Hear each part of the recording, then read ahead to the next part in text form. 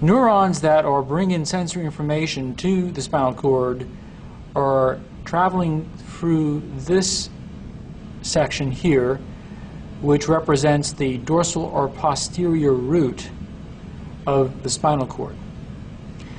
And the neurons that have axons traveling through here are carrying motor information from the spinal cord to the body, and this would then be the anterior or the ventral root. Here is a closer look at the dorsal root.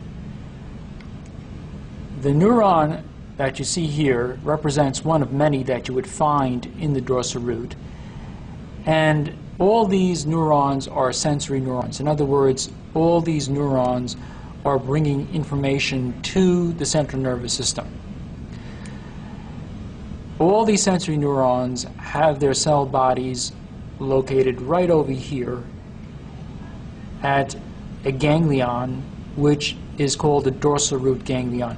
Now, if you follow the neuron, it goes into the spinal cord at this posterior location and then enters the posterior horn of the gray matter. Let's take a closer look at what happens at the end of it, right over here.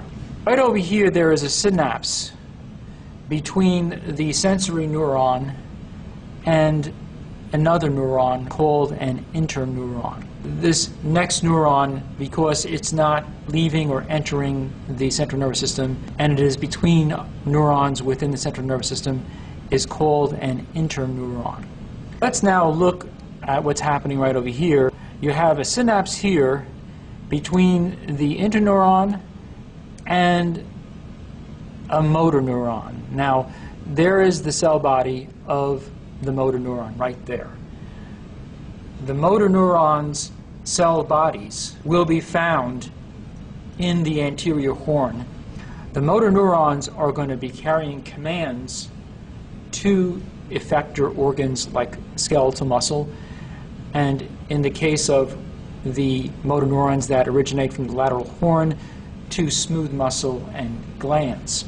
All the motor neurons are going to exit from this anterior side of the spinal cord and contribute to the ventral or anterior root. Right over here, the inflow and the outflow join and form the spinal nerve. This is the anterior median fissure. This is referred to as the posterior median sulcus.